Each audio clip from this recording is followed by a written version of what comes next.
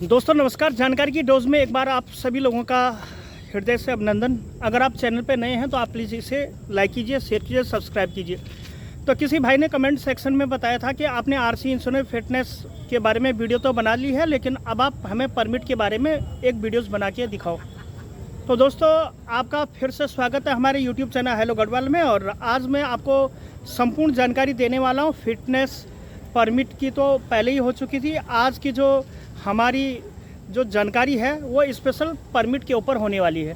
तो ज़्यादा देरी ना करते हुए आप चैनल को कीजिए लाइक। अगर आप चैनल पर पहली बार आए हो तो कर दीजिए सब्सक्राइब। तो दोस्तों मेरे सामने है अभी ये गाड़ी, और इस गाड़ी के पास अभी मैं खड़ा हूँ। तो ये जो गाड़ी है ये है स्टार कैरिंग गाड़ी। तो स्टार कैरिंग गाड़ियों में होता क्या है मेरे दोस्तों कि इसका एक फिक्स क्राइटेरिया होता है कि एक स्टेट के अंदर एक जगह से दूसरी जगह भी जाना होता है। परमिट मेनली 3 प्रकार के होते हैं। अब आप ये कहोगे कि परमिट क्या चीज़ है। परमिट होती है एक प्रकार की परमिशन। परमिशन बोले तो उस राज्य में चलने की परमिशन कि आप इस रूट में चलने के प्राधिकारी हो कि नहीं हो, तो ये होती है परमिशन। ये एक प्रकार का कागज़ होता है जो कि आरटीओ ऑफिसर या आरटीओ ऑफिस के द्वारा ये आपको दिया जाता है। आप परमिट की भाषा को समझते हैं, किन किन लोगों को परमिट मिलता है। सबसे पहले परमिट सिर्फ उन्हीं लोगों को मिलता है जिनके पास होती है कॉमर्शियल गाड़ी। तो कॉमर्शियल गाड़ी जिसके भी पास होगा उसको परमिट लेने की आवश्यकता है। परमिट के भी 2-3 प्रारूप हैं। एक तो होता है दोस्तों स्टेट कैरेज परमिट, दूसरा होता है स्टेट परमिट, और तीसरा होता है दोस्तों नेशनल परमिट। परमिट की कैटेगरीज मैंने आप लोगों को बताई। अब चलते हैं सबसे पहले वाले स्टेज के ऊपर, वो होता है कॉन्ट्रैक्ट कैरेज परमिट।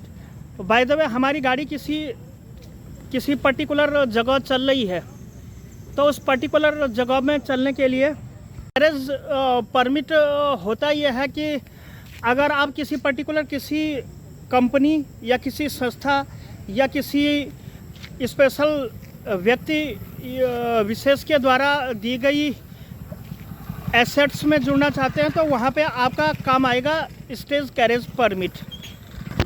और एक होता है स्टेट परमिट जो कि उस राज्य में चलने की होती है अथॉरिटी, और एक होता है दोस्तों नेशनल परमिट। जैसे आप ठीक मेरे सामने ये राजी टूरिस्ट की गाड़ी देख पा रहे हैं, तो जो भी अभी भी नई गाड़ियां जो भी निकल रही हैं उनको दिया जा रहा है नेशनल परमिट। तो सिर्फ उन्हीं लोगों को दिया जाता है या उसे आ जाता है। जैसे आप बिल्कुल नई गाड़ी, ब्रांड न्यू गाड़ी मेरे सामने देख पा रहे हैं, अभी इसमें रजिस्ट्रेशन भी नहीं हुआ है, आरटीओ में इसकी जो है फाइल लगी हुई है। तो सिर्फ उन्हीं लोगों को नेशनल परमिट दिया जाएगा जिस गाड़ी का ग्रॉस वेट 3000 किलो के ऊपर हो, उसको नेशनल परमिट दिया जाएगा। अगर मोटर मालिक चाहे भी तो उसे नेशनल परमिट नहीं दिया जाएगा, ये क्लियर है। और एक स्पेशल बात मैं आपको बता देना चाहता हूं कि जो ट्रांसपोर्ट की जो गाइडलाइन है उसका सेक्शन 148 के फॉर्म नंबर सी के अंदर ये भी बता दिया गया है कि आपकी गाड़ी का ग्रेस वेट पूरा गाड़ी वाला जो ओनर है अगर वो चाहे भी तो उसे नेशनल परमिट नहीं दिया जाएगा। तो चले रही, ये तो रही परमिट के प्रारूपों की बात। अब चलते हैं मेन मुद्दे पे कि जो गाड़ियों का जो परमिट है वो कैसे बनता है, किन किन लोगों को लेना चाहिए, किन किन लोगों के लिए एप्लीकेबल नहीं है। तो संपूर्ण जानकारी की डोज इस वीडियोज़ में होने वाली है, तो आप वीडियो को बिना स्किप किए हुए बिल्कुल आप पूरी देखिएगा। ये जो परमिट होता है ये होता है सिर्फ कॉमर्शियल पीली पट्टी वाली गाड़ियों के लिए। प्राइवेट वाले व्हीकल के लिए इसे लेने की कोई आवश्यकता नहीं है, उनके लिए ये एप्लीकेबल नहीं है। तो ये अलग अलग ग्रॉस वेट के हिसाब से आपको परमिट दिए जाते हैं। अगर आपकी व्हीकल गाड़ियों की अगर मैं बात करूं तो इसमें 4 से 6 कैटेगरीज हैं। सबसे पहला आता है लाइट वेट कॉमर्शियल व्हीकल, फिर आता है एलएमबी जिसका कि मैंने अभी आपको बताया। उसके बाद आता है मल्टी एक्सल व्हीकल जिसमें बहुत सारे एक्सल लगे हुए होते हैं। बस भी इस कैटेगरीज में नहीं आती। और थर्ड एंड लास्ट जो कैटेगरीज है वो है multi special commercial with all India coverage. तो ये कुछ कैटेगरियाँ गाड़ियों की हैं जो कि मैं वीडियोस में लगातार आप लोगों के लिए दिखा रहा हूँ।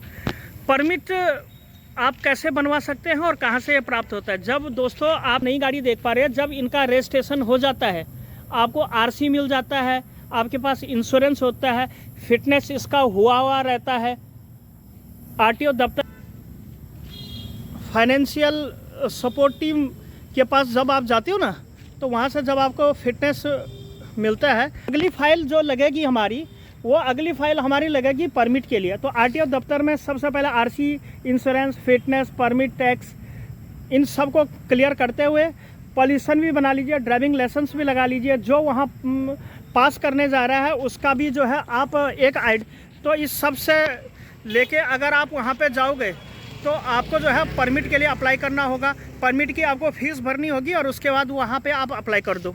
अप्लाई करने के एक फ़ीस आप अपने पास रखिए और आरटीओ दफ्तर में आप चले जाइए। उसकी परमिट उठाने की भी कोई फ़ीस होती है और जो कि रजिस्ट्रेशन के ही समय कट जाता है, लेकिन उसकी जो प्रारंभिक जो फ़ीस होती है वो आपको 1000 से 1500 के बीच यहाँ पे, जैसे आप ठीक मेरे सामने देख पा रहे हैं, एक ब्रांड न्यू गाड़ी है, इसका कटता है। अलग अलग स्टेटों के हिसाब से अलग अलग हो सकता है, व्हीकल की कैटेगरी के हिसाब से, जोग्राफिकल कंडीशन के हिसाब से। अभी मैं हरियाणा स्टेट गुरुग्राम में हूँ, तो मैं यहाँ की अभी कंडीशन बता रहा हूँ। दिल्ली की जो पासिंग है ये बोराड़ी में होती है, आप सभी लोगों को अच्छे ढंग से विदित है।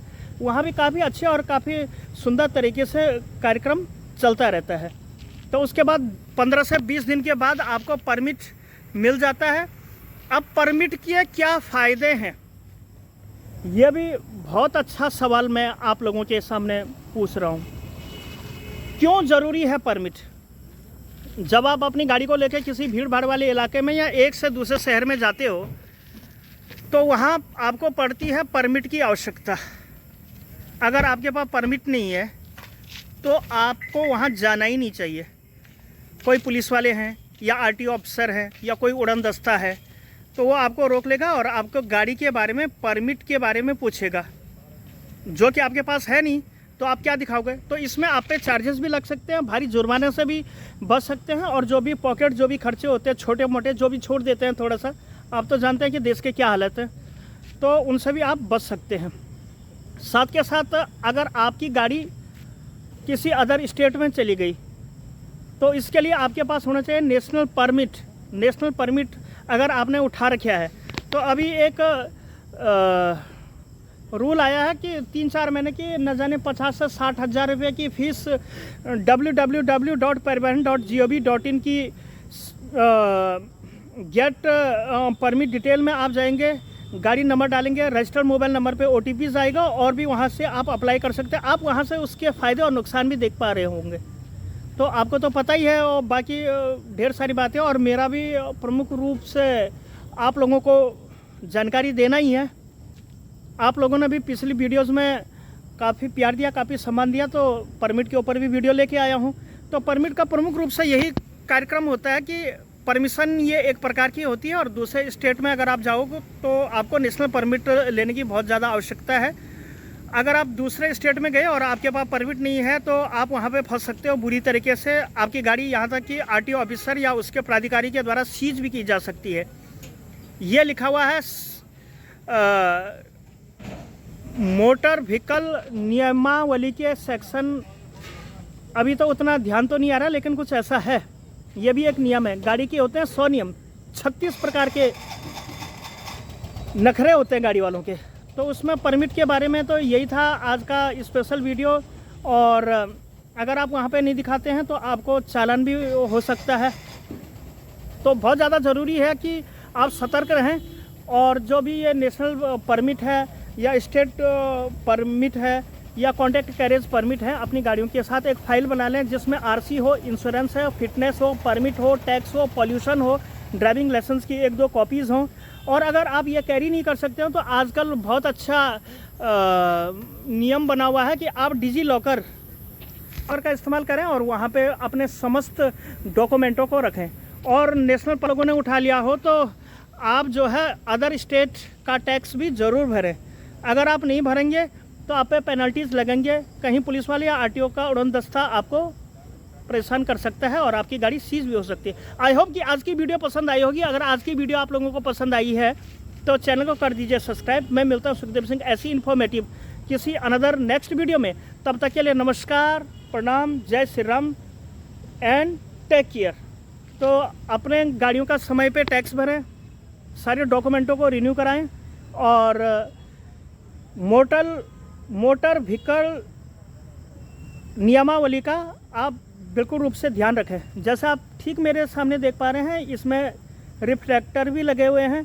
तो ये सारी चीज़ों को आप बिल्कुल तैयार करके जाएं। और दूसरी गाड़ी भी मैं अभी आपको दिखा देता हूँ, उसमें सारे नियम हैं, सारे उसमें संसाधन लगे हुए हैं, उसमें किसी प्रकार का कोई भी प्रॉब्लम नहीं है। तो ये सारे नियमों को आप फॉलो करते हुए चले जाएं तो हो सकता है कि हमें कोई रोके ना और ना ही कोई परेशानी हो।